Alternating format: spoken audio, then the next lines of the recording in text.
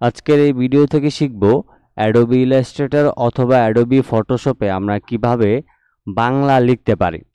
তো শুধুমাত্র বাংলা লেখার বিষয়টাই না, অ্যাডোবি ইলাস্ট্রেটর অনেক সময় বাংলা লিখতে গেলে আমাদের ফন্ট কিন্তু ভেঙে যায়। তো ফন্ট যাতে না ভাঙে সেইটারও সমস্যার সমাধান আজকের এই ভিডিও থেকে জানতে পারবেন। তো চলুন আমরা মূল কাজটি শুরু করি। প্রথমে আমি যদি অ্যাডোবি ইলাস্ট্রেটরের টাইপ টুলটাকে সিলেক্ট করি এবং এই ফাঁকা জায়গায় একটা ক্লিক করি, তাহলে দেখেন এখানে টাইপ টুলের যে কার্সরটা আছে এটা কিন্তু আপ ডাউন হচ্ছে। এখন এখান থেকে আমি ফন্টটাকে একটু বাড়ায় দিই। প্রথমে ফন্টটাকে বাড়ায় দেওয়ার পর এখানে দেখেন মাই রিড প্রো নামের যে ফন্টটা রয়েছে এটা আমাদের সিলেক্ট করা রয়েছে।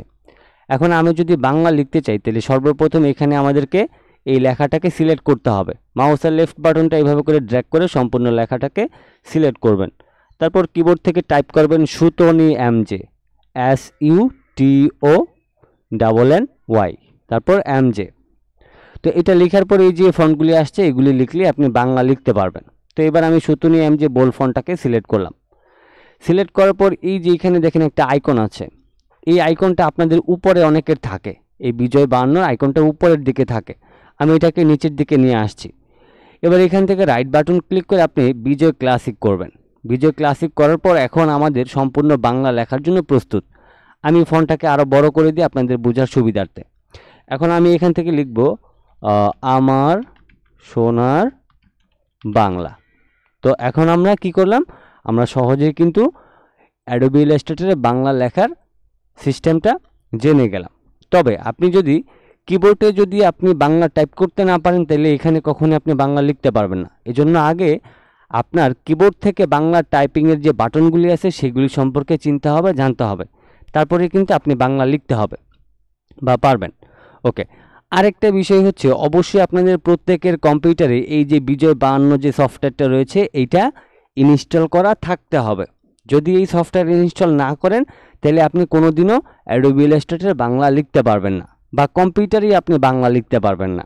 ওকে, এবার কথা হচ্ছে অ্যাডোবি ইলাস্ট্রেটরে আমরা অনেক সময় যুক্ত কিছু বর্ণ লিখতে চাই। তো যুক্ত বর্ণগুলি লিখলে যে সমস্যাটা হয়, ধরেন এই আকারটা হচ্ছে ময়ের এই পাশ দিয়ে চলে আসে, অথবা রশ্মিকারটা হচ্ছে ধরেন ময়ের এই পাশে দিয়ে চলে আসে। তো এই ধরনের যে সমস্যাগুলি আছে বা যুক্ত বর্ণগুলি লিখতে গেলে যে ভেঙে যায়, সেই সমস্যাটা কিভাবে সমাধান করবেন? তো সেই সমস্যাটা সমাধান করার জন্য আপনি অ্যাডোবি ইলাস্ট্রেটর এডিট অপশনে যাবেন, তারপর এখান থেকে প্রিফারেন্স অপশনে ক্লিক করবেন, তারপর এখান থেকে টাইপ অপশনে ক্লিক করবেন। অ্যান্ড দেন এখান থেকে এই যে ল্যাঙ্গুয়েজ অপশন নামের যে দুইটা অপশন রয়েছে এখান থেকে আপনি শো ইন্ডিজ অপশন, এই অপশনটা সিলেক্ট করে জাস্ট ওকে করে দিবেন। তাইলেই আপনি এখন অ্যাডোবি ইলাস্ট্রেটরে বাংলা লিখতে পারবেন, যুক্ত বর্ণ লিখতে পারবেন, কোথাও কোনো ধরনের সমস্যা হবে না। এবার আমরা চলে আসি ফটোশপে। ফটোশপে আসার পর এখন প্রথমে আমরা টাইপ টুলটাকে সিলেক্ট করব। তো টাইপ টুলটাকে সিলেক্ট করার পর এখানে দেখেন আমাদের কিছু লেখার অপশন কিন্তু চলে আসছে। এখন আমরা কি করব, এই যে দেখেন একটু আগে যে আমরা অ্যাডোবি ইলাস্ট্রেটরে বাংলা লিখলাম এটা কিন্তু আমাদের এখন বাংলা করা রয়েছে।